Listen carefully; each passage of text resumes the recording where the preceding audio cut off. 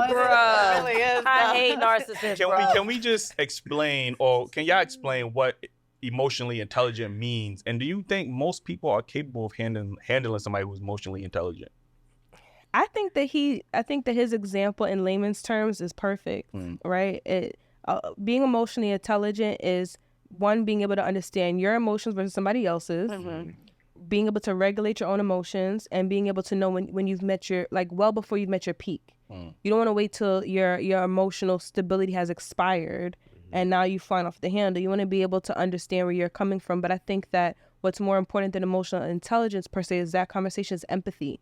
So when somebody asks me questions like, well, how do I know if I got a good man or not? Or how do I know if I'm with a good woman or not? It's the ability to put yourself in somebody else's shoes as them. Not if I was you, oh, you good, because if it was me, I'd have done X, Y, Z. Right. You're putting yourself in their shoes, and you need to be in their shoes as them. So what would, an example that I like to use sometimes is like, if I'm 5'2", I'm a woman, and I'm 108 pounds soaking wet, and I feel threatened, I may fawn, right? We have primitive responses: fight, flight, freeze, fawn. Fawning is like playing dead, playing nice, right? I might fawn. That's when you see women who are being, followed, who are like, oh, I'm good, I don't want to talk. And she's being super nice. People in the comments like, oh, if that was me, I would have went off, da-da-da. She can't afford to be mean because she can't back it up. And if I'm a 6'3" guy and I'm like 260 pounds, all on my own, and I feel threatened, I can be confrontational. So a man who's like 6'3", and if his girl is the 5-foot woman, right? And he might look at his girl like, oh, you like this guy. Entertaining it. Yeah, you entertaining him. You got him thinking that you want him, what you doing. That is her response in the mode of feeling threatened. She's fighting for her life in that moment. She needs kudos. You know what I'm saying? She needs a round of applause. That's empathy. Gotcha. If somebody has the capacity to put themselves in your shoes as you, that's what makes a person a good, healthy person. I really like your point. I want to just add to it as well. Like, from my perspective is, when I'm triggered, and if you love me, I can't have my trigger you. Like, I'm hoping that my trigger doesn't trigger you. You know what I mean? It's like, that to me is emotional intelligence, that I can be triggered and talk through it, and be anxious and be upset, and you don't gaslight or blame or make it worse, or you know what I mean? Or get defensive. You can sit and you can listen, and it's not me against you or us against each other. It's us against the problem. Yes. What's the problem right now?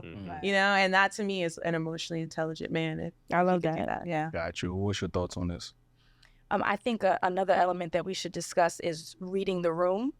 So a part of emotional intelligence is not only being aware of your emotions, being aware of the other person and how they need to respond, but deciding what's appropriate in the moment right now. So I need to just read the room. Like, is this a time that I need to bring up the fact that you were rude to my mom when she came to visit for Thanksgiving?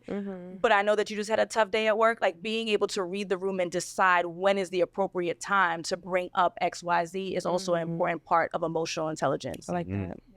I think, sometimes when we have these conversations, we always stress emotionally intelligence, right? But, sometimes when men are expressing themselves, or just, women have vouched for men to be more expressive of their emotions. I remember a couple of years ago, we was very adamant about, men are very stoic. They don't show their emotions. And now y'all sassy. I was going to say that. Now that men are showing their emotions, and I'm not even saying in a sassy way, but sometimes that's just automatically perceived. If I feel some type of way, oh, you're sassy, because a real man wouldn't express, that's why we have the term being a bigger man. We don't ever have to be the bigger woman. It's like, some men have experienced emotional abuse from their women.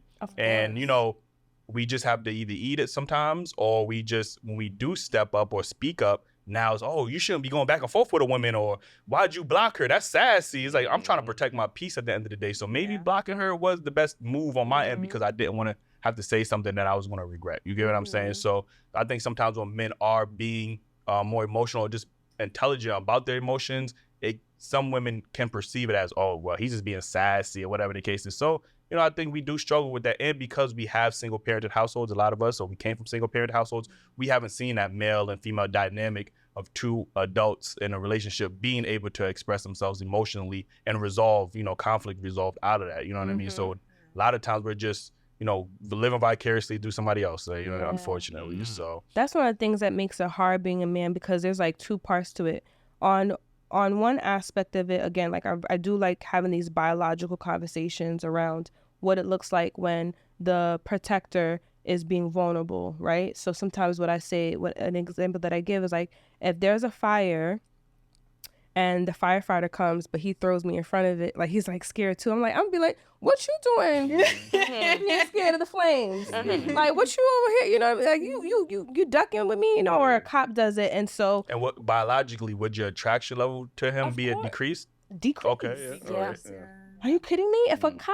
If guns start popping off, pop, and the cop is like bringing me on top of him, like, you know, help a brother out. Using a shield, like, yeah.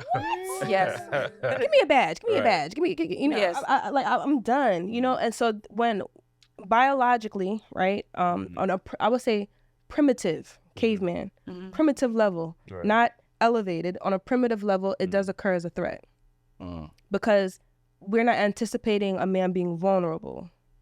This is why dating right now is really hard, because we're no longer attracted to traditional primitive relationships. We want a transcendent one. Now we're spiritual. Now we're talking about feminine and masculine energy. You know, now I need to be well traveled. We've added to the repertoire of what it means to have a healthy relationship, right? And so on the other end of that is that spiritual. So my question would be to a gentleman, if a grown man, let me preface it by saying grown man, tells me that that's how a lady is responding, my response to him is she a woman or is she a grown female? Because all of the women I know are unbothered by a man expressing himself. So most of the times when guys are talking about their experiences, I'm bewildered because I'm like, where are y'all finding these women at? And that's what I was going to say, vetting. I think the vetting process for both men and women are poor. And so, again, we're looking at that surface level, and we're not having in-depth conversations, and we're not finding out whether or not someone has been through a traumatic childhood and have they gone through therapy and have they done the work. It's I'm cute, you cute, we're going to be cute together. And then you're surprised when you get so much pushback because she's dressing in a way that you find is too sexy. Or you're surprised when the gentleman is giving you a hard time when he's dating a whole bunch of women, but you got with the 6'6" basketball player, what you thought you was going to get, right? Like, we have to do a better job of vetting and asking the right questions, paying attention to behaviors, taking our time, like you mentioned earlier, Nicole, before we jump into the bed and before we jump into committed relationships with folks, because most people are not psychotic. Like, they really cannot have this facade of someone that they are not for too long. Their truths will show. It's just a matter of, are you willing to wait it out to see? Right. That part. And then when does it become boundary setting and then selfish? Like when blocking, like you just mentioned blocking. Like, I definitely used blocking before, but a part of me is back and forth with that because I'm just like, am I also not caring about the other person's emotions and having a problem communicating myself, you know, and setting a clear, you know, verbal boundary? Or is this person triggering me in the moment? Do I just need to step away from it, or do I just block this person in my life? And so I'm not sure about your specific situation, but I just wanted to ask. I mean, it varies. Nah, he's King Block. That's King Block right there. That's King Block. I am King Block. I don't entertain. I don't entertain them. Like, you know, sometimes if I see that the conversation is just, you know, sometimes you want to prove your point so badly that you just is just spewing nonsense. Like, you know what I mean? I can't get to you at this point. So I'll just rather protect my peace. So you hear what I'm saying? I'm like, you know what? Let me not say something before I end up on the shade room. And they're like, oh, what would you say? Like, you know what I'm saying? Like, I'm just like, you know what? Whatever. A screenshot. Right. You know what I mean? So,